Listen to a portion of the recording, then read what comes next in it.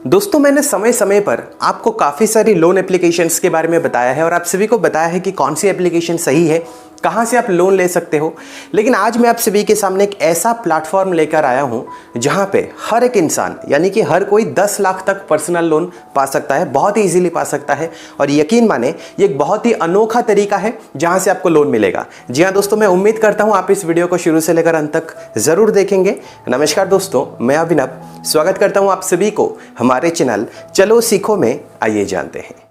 दोस्तों, नॉर्मली हमें सिर्फ दो ही तरीके पता होते हैं जिनसे कि हमें लोन मिलता है। एक है बैंक, यानी कि हम डायरेक्टली बैंक जाएंगे, वहाँ से हमको पर्सनल लोन मिलेगा जो कि बहुत ज़्यादा सिक्योर रहता है, लेकिन ये हर किसी को नहीं मिलता है। और एक होता है फाइनेंशियल एप्लीकेशंस, यानी कि जो फाइनेंशियल कंपनीज होती है ये हमें लोन प्रोवाइड करती है। ये थोड़ा सा अनसिक्योर होता है, बहुत ज़्यादा सिक्योर ये नहीं होता है। लेकिन इसके अलावा भी एक बहुत ही अनोखा तरीका होता है, एक बहुत ही बेहतरीन तरीका है जहाँ से आपको लोन मिल सकता है। वो क्या है? वो है peer to peer lending. Peer to peer lending में ना कोई बैंक आपको लोन प्रोवाइड करता है, ना कोई फाइनेंशियल एप्लीकेशन आपको लोन प्रोवाइड करती है। तो आपको लोन कैसे मिलता है? आपको बेसिकली आपस में ही लोन शेयर करना होता है। मतलब होता क्या है, आपके घर के आसपास अगर आपको कोई लोन मांगता है कि हमें उधार दीजिए 5-6 महीने के लिए, अगर आपको उसके ऊपर भरोसा है तो आप उधार दे देते हो। उसके बाद 5-6 महीने के बाद वो आपको रिपे करता है। ये होता है पीयर टू पीयर लेंडिंग, जो फिजिकली होता है। ऑनलाइन भी ये होता है।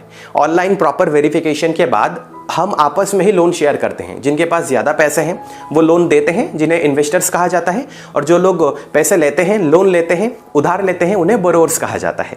तो बेसिकली बहुत सारे ऐसे प्लेटफॉर्म्स होते हैं जो पीयर टू पीयर लेंडिंग को सपोर्ट करते हैं, जिनमें से सबसे बेहतरीन मुझे लगता है I2I funding. I2I funding RNVP technology private limited के नाम से रजिस्टर्ड है, जो एक कंपनी है जो RBI के द्वारा रजिस्टर्ड NBFC है, नॉन बैंकिंग फाइनेंशियल कंपनी, यानी कि सरकार के द्वारा ये अप्रूव्ड है। अगर इसके कुछ स्टैट्स मैं आप सभी के आगे बताऊं तो देखिए, I2I फंडिंग में अभी तक कुल लगभग 983 करोड़ यानी कि 983 करोड़ इंडियन रुपी का लोन अप्लाई किया गया है। यानी कि बोरोवर्स ने इतने अमाउंट का लोन अप्लाई किया है, और जो इन्वेस्टर्स है इन्होंने लगभग 182 करोड़ इंडियन रुपी इन्वेस्ट किया है यहाँ पर। तो देखिए, बहुत ह्यूज अमाउंट ये होता है।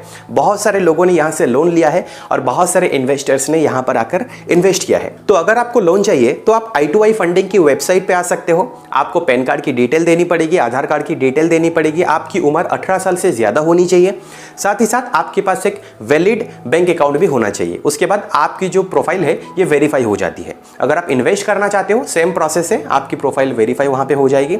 उसके बाद होता क्या है, जिन लोगों को लोन चाहिए उन लोगों की एक लिस्ट होती है जो वहाँ पर एक्टिव बोरोवर्स में आती है। तो जो लोग इन्वेस्टर्स होते हैं वो प्रॉपरली देख सकते हैं कि कौन सा बोरोवर, उसको कितने पैसे चाहिए, कब तक ये रीपेमेंट कर सकता है, तो पूरी तरीके से वहाँ पे दिखाई देने लगेगा।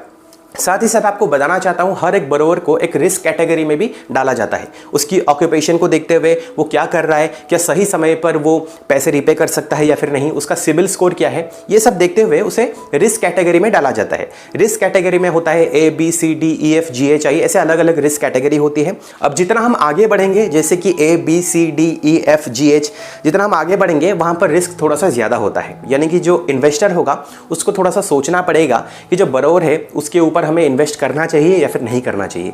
इन्वेस्ट का मतलब क्या होता है कि हमें उसे लोन देना चाहिए या फिर नहीं देना चाहिए। मान लो अगर आपको 50,000 का लोन चाहिए, तो वहां पर आपकी प्रोफाइल वेरीफाई होने के बाद आप वहां पर लिखोगे कि मुझे 50,000 रुपए क्यों चाहिए, वहां पे वो लिस्ट हो जाएगी। तो जो इन्वेस्टर्स होते हैं वो आपको धीरे धीरे फंड डालते रहेंगे, 10,000, 15,000। जब ये पूरी तरीके से कंप्लीट हो जाएगा, आप दोनों के बीच एक एग्रीमेंट तैयार हो जाएगा कि मुझे 6 महीने के लिए या फिर 12 महीने के लिए इन्वेस्टर को ये रिपे करना है, हर महीने मुझे इतने पैसे देने हैं। तो बेसिकली रिस्क कैटेगरी को देखते हुए इन्वेस्टर्स आपके ऊपर पैसे लगाते हैं। अब आप साइड पे एक टेबल देख सकते हो जहां पे बहुत ही बेहतरीन तरीके से रिस्क रिवार्ड के बारे में बताया गया है। यानी कि नॉर्मली अगर हम बैंक जाएंगे, वहां पर फिक्स डिपॉजिट करेंगे, यहां पर रिस्क बहुत ज़्यादा कम होता है, बहुत ज़्यादा सिक्योर्ड होता है, लेकिन रिटर्न हमें कितना मिलता है? 7.5% के आसपास हमें इंटरेस्ट मिलता है। वहीं पर म्यूचुअल फंड में 2 साल के बाद 20% के आसपास हमें रिटर्न मिल जाता है। जहां पर रिस्क मीडियम टू हाई है, वही सेम रिस्क में यानी कि मीडियम टू हाई रिस्क में P2P लेंडिंग से हम बहुत ज़्यादा हाई इंटरेस्ट जनरेट कर सकते हैं, लगभग 30% तक हमें रिटर्न यहाँ पे मिल सकता है। तो इसलिए अगर हम यहाँ पे इन्वेस्ट भी करेंगे हमारे लिए सही है। जिन्हें पैसों की ज़रूरत है वो भी यहाँ पर आकर लोन ले सकते हैं। अब यहाँ पे आप और एक टेबल भी देख सकते हो जहाँ पे रिस्क कैटेगरी को डिवाइड करते हुए इन्वेस्टमेंट के बारे में बताया गया है। यानी कि हम क्या कर सकते हैं अलग अलग कैटेगरी में, जैसे बी कैटेगरी के लोग जो हैं, यानी बी कैटेगरी का मतलब क्या है, जहाँ पे रिस्क कैटेगरी बी है वहाँ पे 20,000 अगर हम इन्वेस्ट करेंगे वहाँ पे रिटर्न क्या मिलेगा, इंटरेस्ट रेट क्या मिलेगा। C category D E F G H ऐसे अगर हम करेंगे, इवनली अगर हम डिस्ट्रीब्यूट करेंगे अलग अलग बरोवर्स के बीच, तो बेसिकली 2 साल के बाद हमें 22% के आसपास रिटर्न मिल सकता है। तो इन्वेस्टर्स के लिए बहुत बढ़िया अपॉर्चुनिटी यहाँ पे है। बट अगर आप इन्वेस्ट करना चाहते हो, क्योंकि आप P2P प्लेटफॉर्म को इस्तेमाल कर रहे हो, आप ये I2I फंडिंग को इस्तेमाल कर रहे हो, तो आपको एक प्रोसेसिंग फी देनी पड़ती है, रजिस्ट्रेशन फी है 500 प्लस 18% GST, यानी कि आपको पहले पे करना पड़ेगा 590 रुपीज़। उसके बाद यहाँ पे आप इन्वेस्ट कर सकते हो। और जिन्हें लोन की ज़रूरत है 10 लाख तक आपको यहाँ पे लोन मिल जाएगा। अब RBI ने P2P लेंडिंग को बढ़ावा देने के लिए और फेयर करने के लिए एक रूल बनाया है, जिसके बारे में मैं आप सभी को बता दे रहा हूँ। अगर आप एक लेंडर हो, यानी कि अगर आप यहाँ पे पैसे निवेश कर रहे हो, इन्वेस्ट कर रहे हो, किसी को उधार दे रहे हो, तो मैक्सिमम यानी कि सारे P2P प्लेटफॉर्म्स को मिलाकर, मैंने सिर्फ आपको I2I फंडिंग के बारे में बताया है, इसके अलावा भी बहुत सारे P2P प्लेटफॉर्म्स है, तो सभी को मिला के मैक्सिमम आप 50 लाख तक इन्वेस्ट कर सकते हो। और जो लोग बरोवर्स हैं, यानी कि जो बरो कर रहे हैं, वो मैक्सिमम 10 लाख तक बरो कर सकते हैं।